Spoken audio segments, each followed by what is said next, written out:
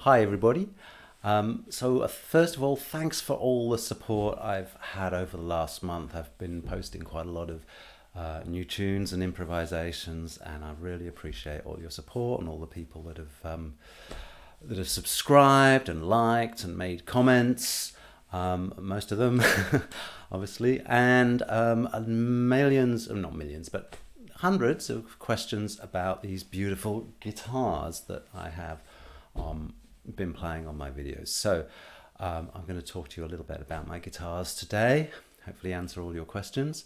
But first I'll tell you about this guitar. Now this guitar, if you ever followed Sheldon and the Onions back in the 90s, this was my guitar that I played then. I still play it from time to time when I play in bands, and it's got an interesting story. As I came up to my 18th birthday, my dad asked me, what would you like for your 18th birthday? It's got to be something special. Well, there was only one answer, and that was a Gibson Les Paul. I was a big Clapton fan, and listening to a lot of those players that played the Les Paul, and for me it was the only one guitar that I could ever really think about getting. And of course it was well out of it was beyond even thinking about getting a Les Paul in those days, as it is now, to be honest. But my dad said, no worries son, I'll make you one.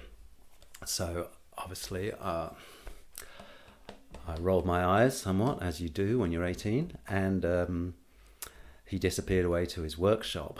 Now it just so happened that he was down at the local tip, and he found 3 pieces of mahogany, 3 really big pieces of beautiful mahogany. So he got them. One of them he made for the local scout troop, he made like a trophy. And for the other one, he left it in the garden, and I used it as a chopping block, which he wasn't happy about because I used to chop the wood back in those days. And the third one, he cut round a Gibson Les Paul and cut out the shape of a Les Paul, more or less. Spent a long time making this beautiful yin yang. And he looked at making a guitar neck. Now in those days there was no internet, there was no let's look up how to make a guitar, let's do an online course, there was none of that. All we had was a sort of your guide to the electric guitar coffee table book, and that was it. And he decided that making the neck was a little bit beyond him, so he sent off for this ESP Stratocaster neck. Well, of course, I said, Dad, you can't put an ESP Strat neck on a Les Paul. It's just not done. But he said, no, son, it'd be fine. He was from the East End. He had that. He used to all like that. No, son, no worries. No, he wasn't Australian. I can't even talk like him anymore. Anyway, let's stay on the point. I think he probably got a dodgy deal on it, and he put the ESP Strat neck onto this very, very heavy piece of mahogany, invested in some rock maple, which is very, very beautiful. And I said to him, the one thing that's really important to me is that make sure, because I was listening to a lot of Steve Hillage at the time, I was doing a lot of swells, make sure that the volume control is close to the pickup so that I can do all these kind of, atmospheric swells. On my 18th birthday, when he eventually delivered this to me, he said, "Oh, son, I think I put the wiring diagram upside down, so it's actually as far away as it could possibly be."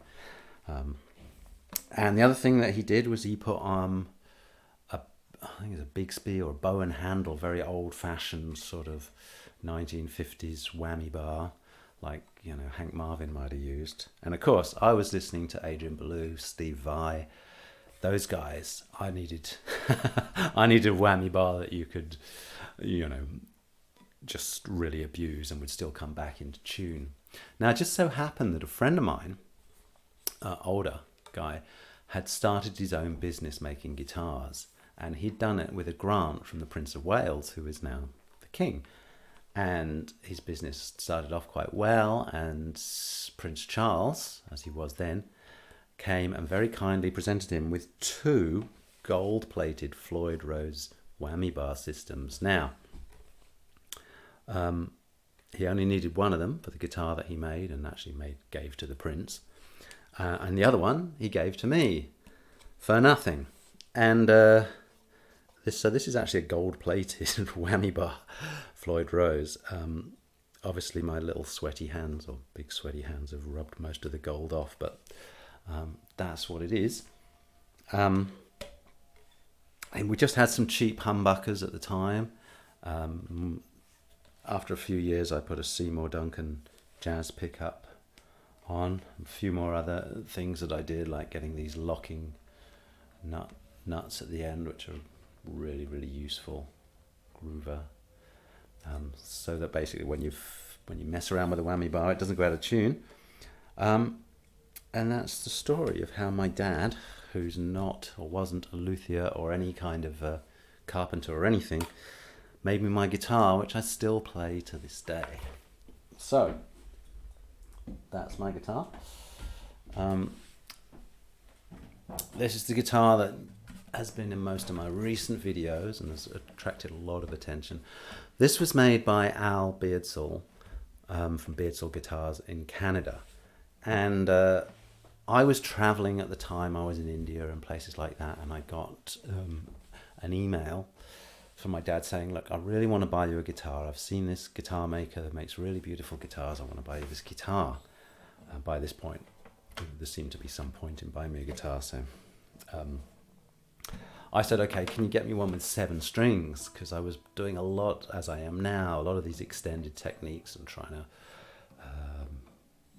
go beyond the normal scope of the guitar.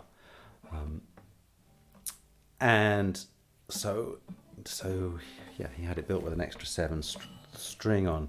So it is made of Sitka spruce, and it has these extra sound holes in the top, which are really nice as a player because it means that you're hearing the same sound that's going out to the audience, which is different from normally. If you've just got a hole in the front, it's going out. It never sounds as good to you as it does to everybody else. So Sitka spruce, ebony fretboard, and it's got this kind of weird cross bracing style. I don't know what it's called, and flying buttresses, which mean that the braces are not all touching the soundboard, so the soundboard gets to vibrate a lot more. And it's when I got it, it was incredibly lively. I had to be extremely careful. Like every squeak, every move would just be amplified, and the whole thing was really, really lively. So I really struggled with that at first. After a while I got used to it, and then after 15 years, guitars really, really mellow out, as this one has done. Now, inside we have a K&K pickup, which has these 3 little sensors which are glued onto the inside of the guitar, and it's a very true sound. There's also a little microphone which I sometimes mix inside the guitar. Very true sound, much more than those piezo ones which just go under the bridge. The reason that I got that was because before that I was using a Fishman rare earth, which is like a magnetic pickup, also with a microphone that you could blend. And I used to have that in my Norman Reed guitar. Norman Reed guitars at Totnes. But after traveling for so long with this guitar through all these different climates, eventually my Norman Reed guitar, it just warped out of all recognition. The front began to peel off, the neck twisted, it became pretty much unplayable. I did actually make an album with it while it was just on the verge of collapse, and that's available on Bandcamp. It's called Himalayan Bootlegs, and it was just recorded on a mini disc player. Remember those? So that's my Beardsall 7-string guitar, and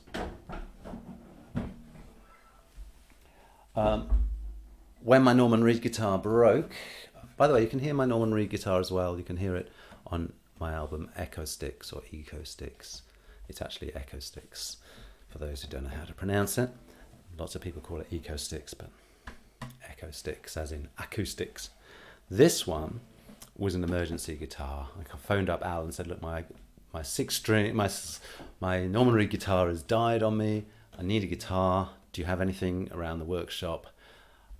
7 string is great for all this kind of stuff that I'm doing, but for playing the stuff that I already do, that's already written for 6 string, it's very hard to suddenly play on a 7 string. I needed a 6 string. So he said, well, yeah, I've got this around my workshop, and it's a very interesting guitar because it's made of bear claw maple. So the soundboard is bear claw maple, and if you look closely, which you probably can't see in this video, it looks like a bear has just left its paw prints all over. It's quite remarkable. I don't know if you can see it. I imagine that you can't. And it's also made, the rest of it is made of yellow heart, which is incredibly yellow. It's just, I don't know, again, it depends on the light. It's a sort of Melbourne autumn day. It's not particularly light here, but believe me, the back of this guitar is bright yellow. Not sure what the neck is, but again, it's got the K&K pickups inside. It's a 6 string, so and it's actually a different model. This was like the Dreadnought model, the bigger model. This is the smaller model. The strings are closer together, and that's actually a bit of a jump for my brain. I have to sort of switch in my brain when I change guitars from the old gauge railway to the new gauge railway, and just get used, because I often play with my eyes closed as well, just get used to the feel of where the strings are, because it's not the same. It's not the same, so you can imagine it's changed.